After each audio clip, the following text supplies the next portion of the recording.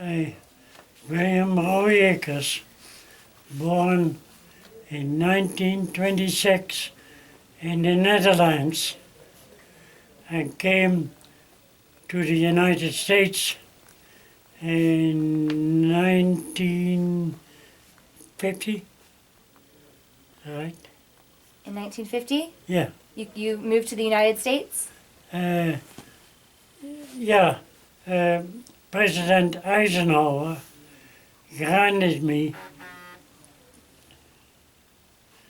personally to come to America because in the Netherlands I was by the underground army. That means when American bombers went to bomb Germany and went back to America or England, and the Germans shot on the plane,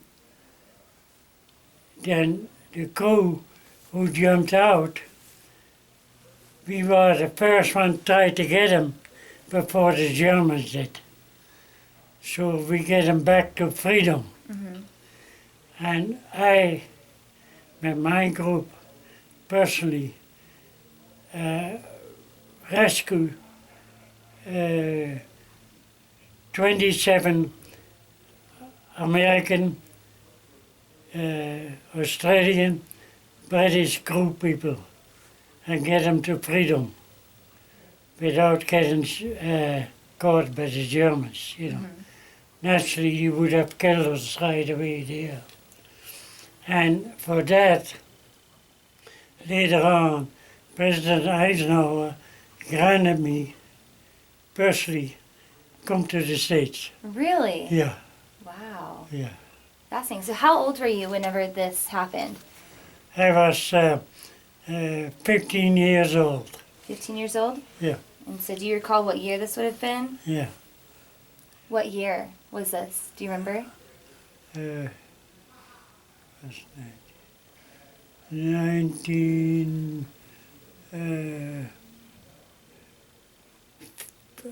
I believe 1950. I don't know. I gotta. Mm-hmm. Yeah, so if you're born in 26, 15 years. So maybe 1941, 1940, Yeah. something like that. He told you to come to the States? Yeah. Yeah. Okay. So tell me a little bit about your family background, where you grew up. Do you have any siblings? Tell me a little bit about you growing up. I come out of a big family from 14. 14 children? Yeah. Oh my goodness. Are you the oldest, youngest? No, I was the fourth one. Oh, the fourth oldest? Yeah. Oh, wow. So, It's a big family. And when the Germans invaded the Netherlands, when you are 15 years old, you need an identification card. And on that card, there was on which religion you had. And that way they could tell right away if you were Jewish or not, you know. Mm-hmm. And firstly the German, I was working that time on a dairy factory, making, tapping chocolate milk in glass containers, you know, or something. And the first thing the Germans did, close to us all, you know, they took all that chocolate and everything back to Germany. And then you had to make in close to my hometown, there was a big, huge field, and the Germans picked up all the men who could work and use a shovel to clear that. You want to make for the German fighters planes in the airfield. And I stayed there a long time. And eventually, one day I took off, and joined the resistance, fighting the Germans, and attacked them, the convoys and things like that. And you were only about 15? Yeah. Oh my goodness. And but I was a big guy, I look older, but I wasn't. And my deal was I want to do something, And I kept on doing that for a long time. And I have to think a minute. Can I? So, eventually, when the Germans caught me and put me in that German concentration camp, Dachau, what I was in, and we have to work, and every day Germans came and took 10 or 20 people, put them on a truck, and took them out, and we have to work. See, on night when the bombers hit on Germany, and houses and everything get hit, and some German people were still in shelters, couldn't get out. So we have to dig and dig to get those under control from German guards, get these people out. And one day, when they had a big hole, somebody could get in, and we had flashlights. And one day they let me down. And when I came down, I heard a big scream, and a young lady, grabbed me by my hair, scared the heck out of me. Yeah. I didn't know I was in there. And she was in there almost 10 days by herself. And I said, how you keep alive? And he had the Germans like sauerkraut, sauerkraut? Sauerkraut? Uh-huh. And she kept eating sauerkraut. That's what she stayed alive, And she would let me go, she hugged me and kissed me for freedom, But eventually she got, we let go and get out. And later on, that's what I said, General Eisenhower granted me for all what I did to come to America, Wow, and you were just a boy. Yeah, and when I came here in America, the people, a lot of them heard about me and my story, and they were all lined up, anxious to meet me, Really? and talk to me, and some priest, and you name it, And they said, so Mr. Rooyakkers, we keep you here in America, and what you think you want to do? I said, I want to use my hands, start working and do everything I can to repay my gratitude for you people to bring me here, And I interviewed me on Friday evening, and I start working on Monday afternoon Where were you working? by Rio Grande Steel Company. A what? Rio Grande what? Steel, Steel company. Yeah. Okay. and there was 300 people working, Americans. And I was the only foreigner who was there. So everybody had his eyes on me. And did you already speak English? Like you spoke English pretty well and able to And- communicate pretty well? Yeah, well, in Holland, one on the school, on the low grade, they already start teaching you. And one of the deal is learn English. English is famous all over the world, you know. Right. And you couldn't believe that they did that, you know. And the funny part was when I started working there and I had to get a screwdriver, you know, and he told me, Bill, go to the tool room and ask for a screwdriver. And I never forget that. I went over there and I said, and everybody, you know, I was the only Dutchman. Everybody said, up the man said to me, I'm Bill, what can I help you with? I said, sir, I need an American screwdriver. And he started laughing. Yeah. He said, look at all the screwdrivers, all made in America. Yeah. But a Phillips screwdriver in Holland, we call that an American screwdriver. Yeah.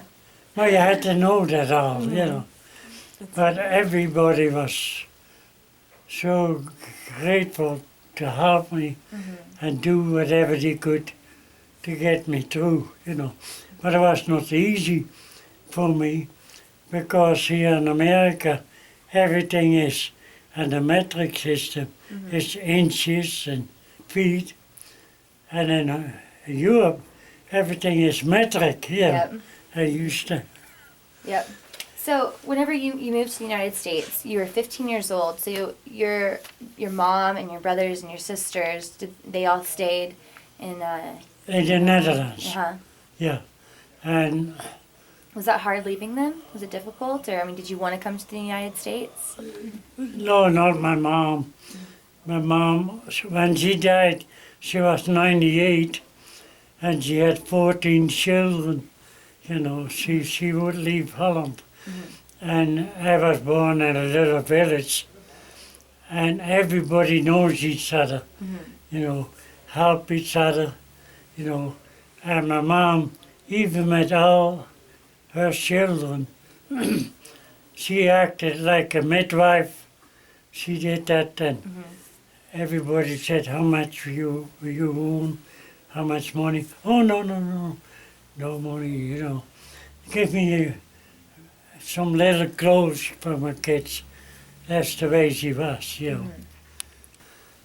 But it was hard for her when I left for America, you know.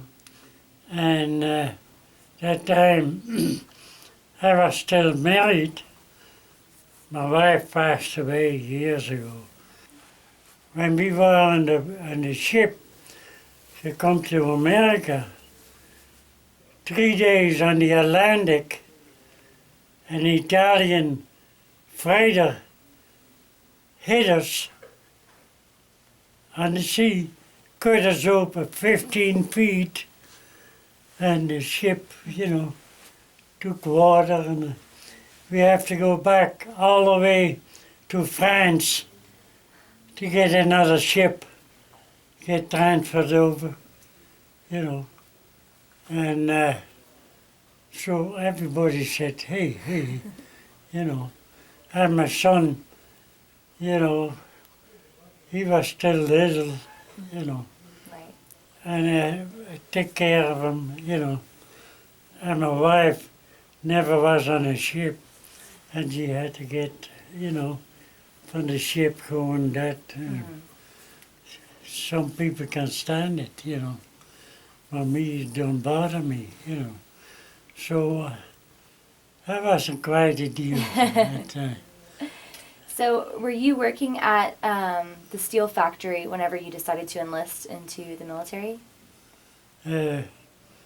No, not that. When the Korean War started, you know, then, and everybody said, Bill, don't you went to hell on earth? And, well, I have to, that time the Americans helped us, liberated us from the Germans.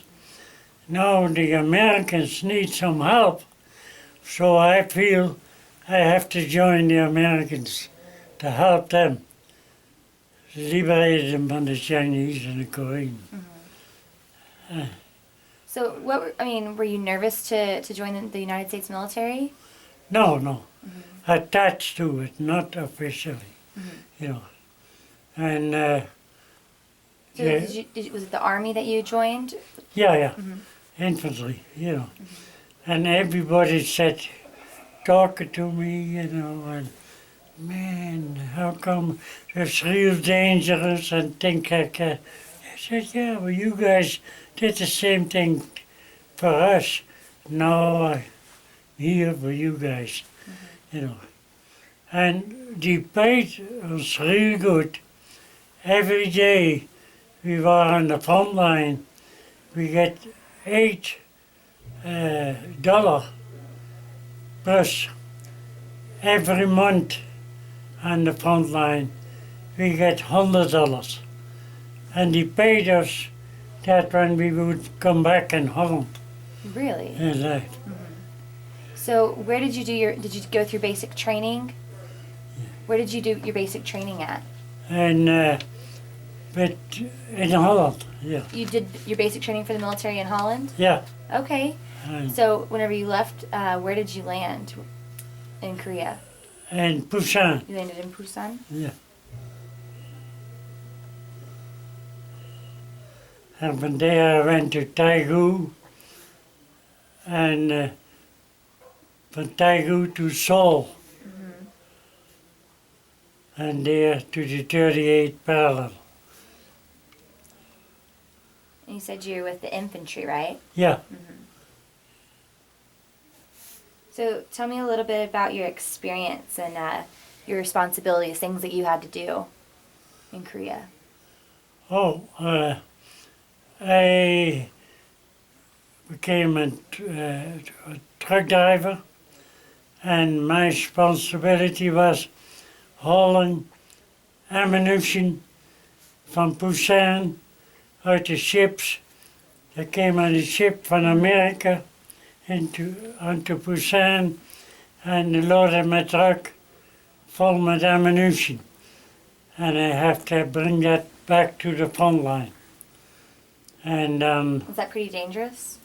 yeah, because one day I hit a mine with my truck, and it blew my truck and me out.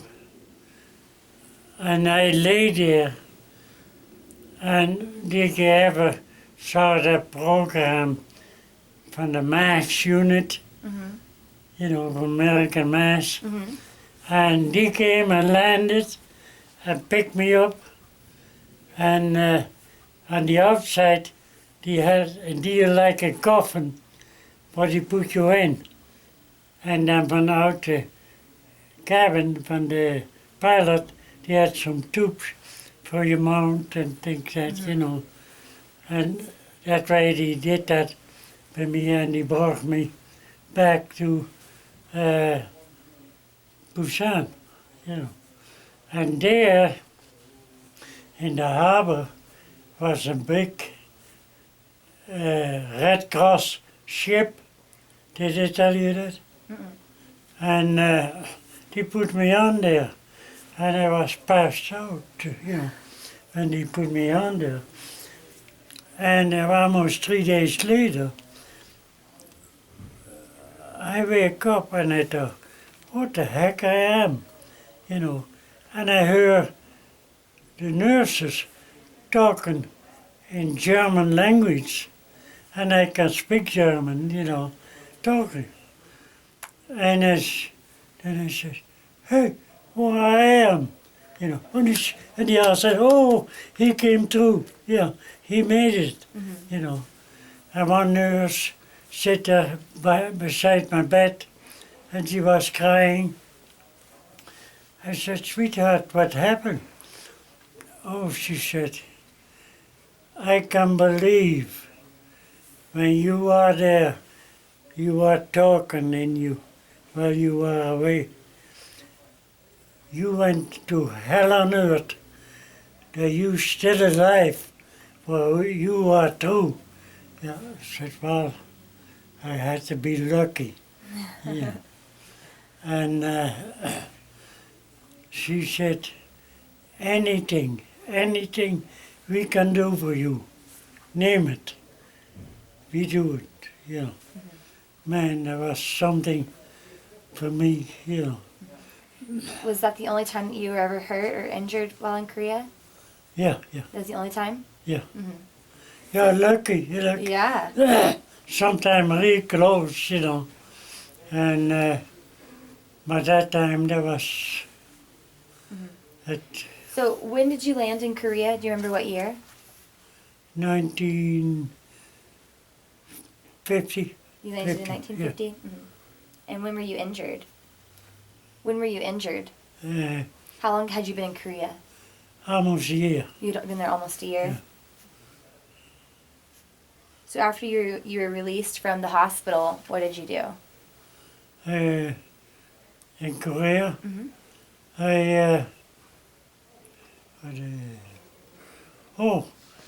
They sent me from Korea, they sent me to Tokyo because I still have my combat gear, you know.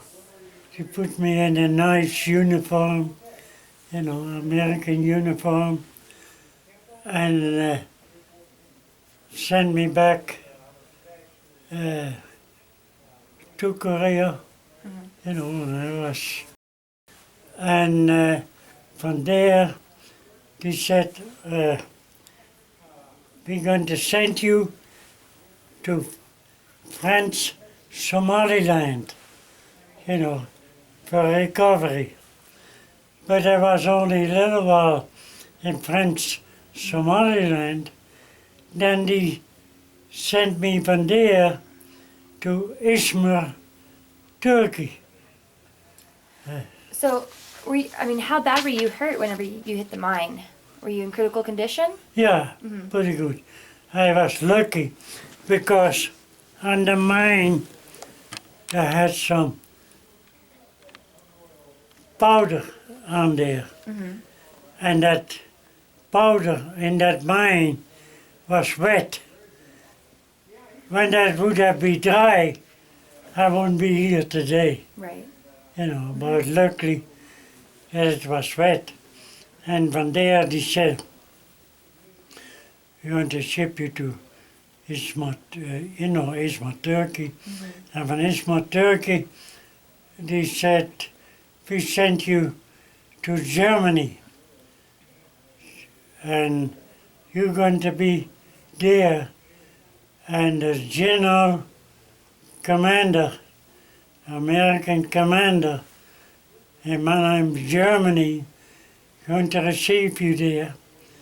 And going to show you, you're going to keep you there, feed you, get you back full strength, and show you everywhere around, you know. And then later on, we sent you back to the Netherlands. But when I came in Germany, a lot of Americans were standing there to greet me because I was the first one who fought in Korea who came back into Germany, you know. And this German American commander said to me, sir, would it be okay that we keep you here? He said, because it is for us a great, great honor. I said, sir, I rather am so close to Holland. I rather would go back to Holland. Yeah. So, I mean, just a few years before this, you were a prisoner in Germany, and then they're wanting you to live there. Yeah. Yeah. That's a little kind of strange. Yeah. Oh yeah. Yeah, so Yeah, he said before we were enemies, today we were friends. You know.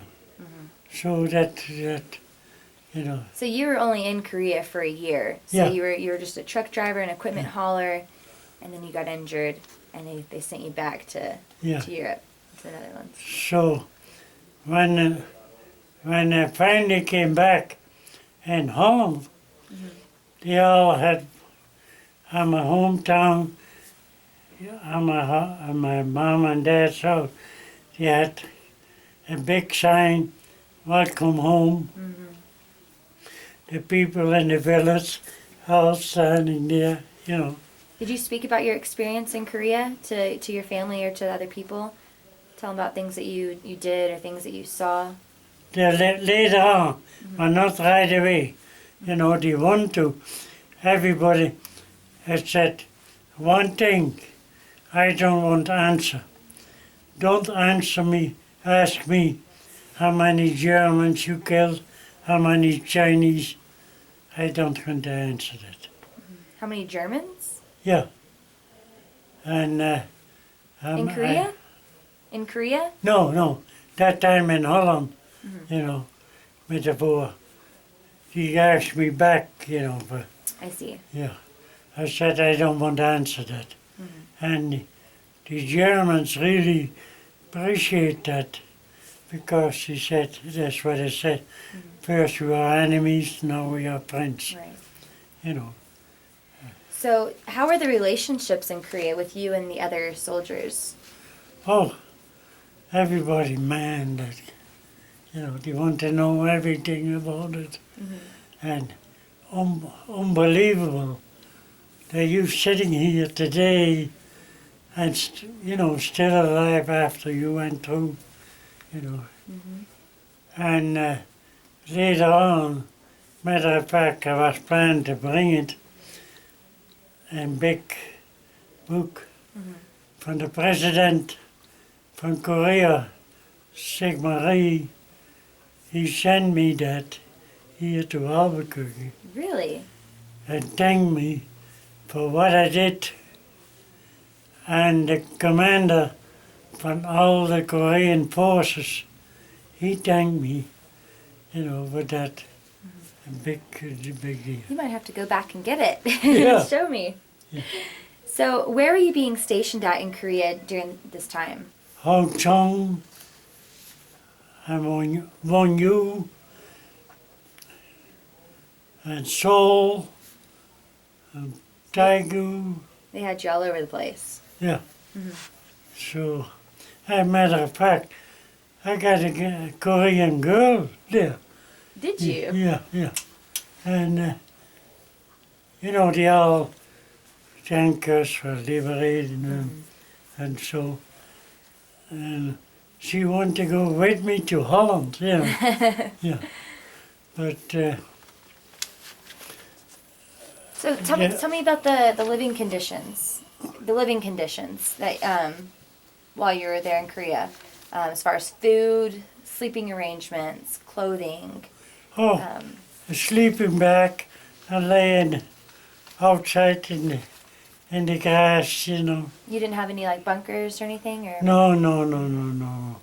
And then later on we did, because there's a lot of snakes coming to the grass and things like that, you know. Do you remember what month it was that you landed in Korea in 1950? In February, In February. yeah. So was it? It was the weather was pretty cold, Oh yeah, and you were sleeping in sleeping bags. yeah.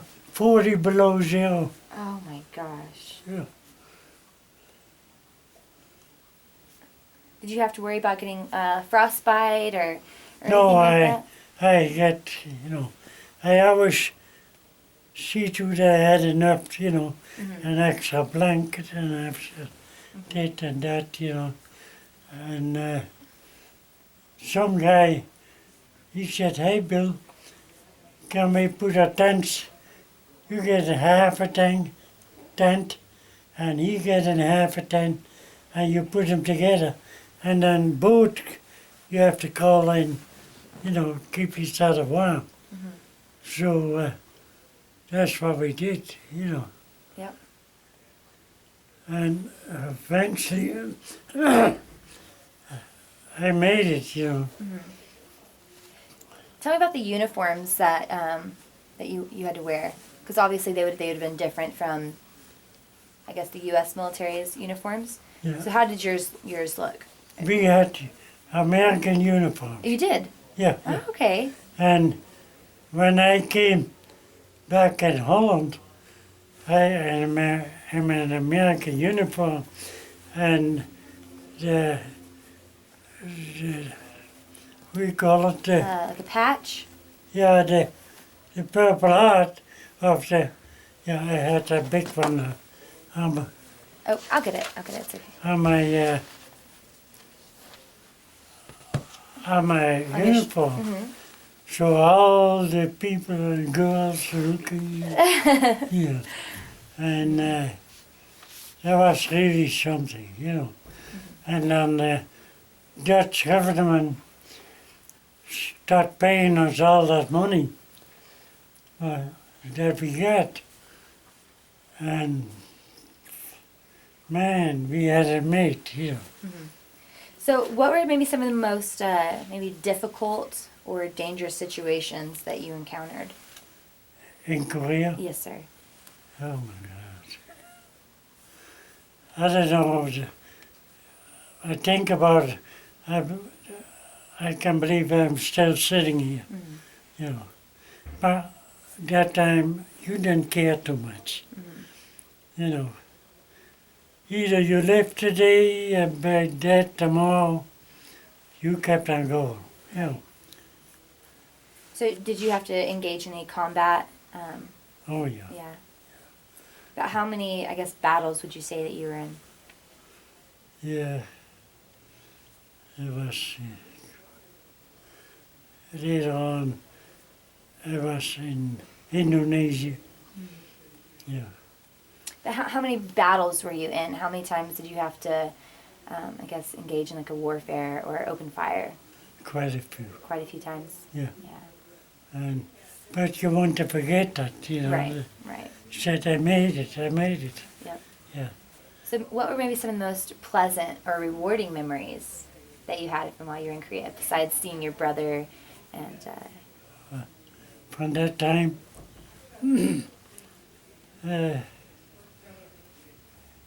I like it in Indonesia because it's a tropical climate, Right.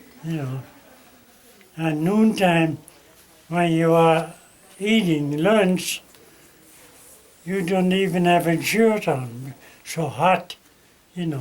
What were you eating for lunch? A lot of things you eat there is rice, You eat a lot of rice. a lot of rice, and you could eat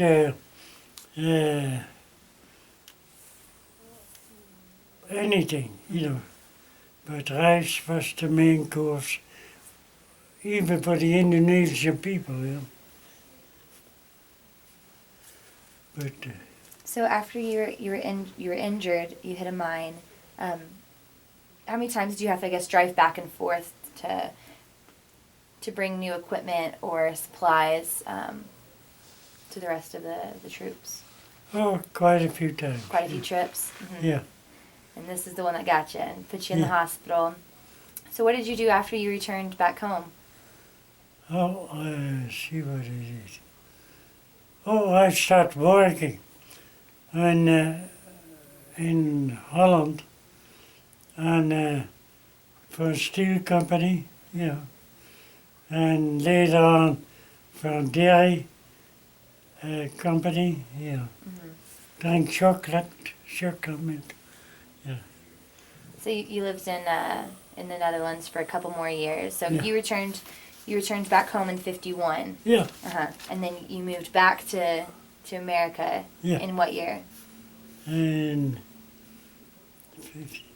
I moved back to America in 57. In 1957? Yeah. Is there anything else that you can kind of tell me maybe or explain about the Dutch Army? How maybe it differed maybe a little bit from the U.S. military or any other kind of stories or Yeah, anything at all? the difference is the Dutch army really had to be, the American army is more or less, heck, what the heck, we take it, they're different, But no, so far as food and everything, was excellent, yeah. Right. So, and I was proud, when van Holland in Korea, die sent een ship met all kind of equipment to Korea. And they had, for the Dutch forces in Korea, they had some Dutch gin, And I don't drink gin. But when I was going to Busan in the jeep, and I had the front window down, only I had a little bar, in the front with hooks on it, because the guerrilla fighters from there, when they saw I was coming, they put in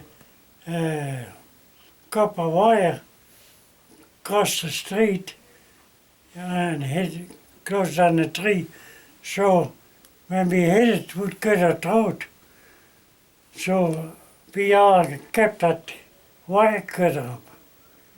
That would cut us, You have to find out all kind of things, Oh my goodness. So out of the 1,200 troops from the Netherlands that were there in Korea, do you know how many died? Quite a few.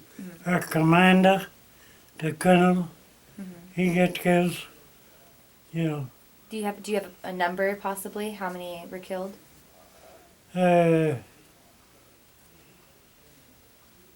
Altogether, do you know? I think 600. So just about half of them. Yeah. Very sad. So, So in the Netherlands, is the Korean War referred to as a forgotten war there as it is kind of here? there's still every couple months, then you get a Sunday night that he advertised that, So you can, What do you mean they advertise it? in the paper that you could send it out. They talk about the veterans in the Korean War? Yeah. Wow. Yeah. Have you been back to Korea? No. No? Would you go back? No. No. I don't know. No. I'm so lucky that I get alive. Yeah. Do you think that there's anything that can be done to end the hostility between the North and South? Because right now we're technically still in a war. When the armistice was signed, it was just a ceasefire. Yeah. So do you have any kind of maybe an idea of what we can do to end the hostility? Yeah. The only thing, the North and the South had to get together and start, Getting along? to get along Yeah. to do that, So you would support a reunification Yeah. if it were possible. Is there anything that you maybe that you learned or a life lesson, anything that you were able to take with you from your experience in Korea? Yeah. Well, first of all, I'll tell you something. In Holland, we had a cemetery from the American GIs. You know how many Americans are buried there? 3,001 in the Netherlands. Korean War veterans? No, American veterans, not Korean War veterans. What era? Just what era? From World War II. Oh, okay, I see. Yeah.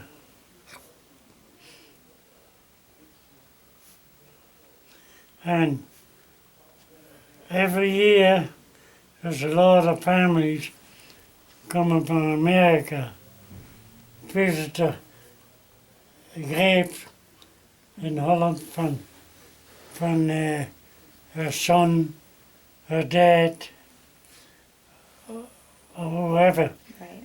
And every month, so many classes from the schools come to visit there and put flowers on all those graves. You know, from the tank from the Netherlands to you guys. You know. Nobody in the world would do that except Holland. Yeah. And never forget. Yeah. So you're saying that the schools will go out there and they have the students put flowers out. Do they educate their the children pretty well on the wars and the Korean War? Oh yeah. Oh yeah. They get even in also biggest that wall and map. You know, the big map. The route the Americans when they landed there, how they followed that, you know. And where they get killed and things like that. In Korea? Yeah. And when I was visiting there, I felt so sorry. A couple of Americans came to me and saluted me, and you know, I had the cap on, and thanked me for everything, you know. And every year, Yeah. some come there. Because you're a World War II and Korea veteran. Yeah. And in Holland, they come there. Dutch people invited the Americans, people in the house, feeder and everything, you know, us to thank for the Americans what they did for us, you know. Never to forget, yeah. So, Wow. I did not know all this. and I'm so proud of that, you know, that I'm one of them.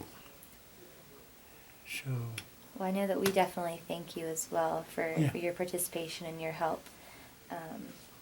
Is there anything else at all that you'd like to share? Any other memories or messages? Anything at all? no, No. only as what I said before, that I'm so thankful I live here, you know. And then I don't mind to go for a visit. I never would move back. This is my home from now on. Yeah. Well, you've lived here for almost, I guess, 60 years now, right? Yeah, And you met your wife, you started your family here, so yeah, Yeah. this is home. yeah. Well, thank Sure. you so much for being able to come in and talk to me. You Nice. sure you got nothing else for me?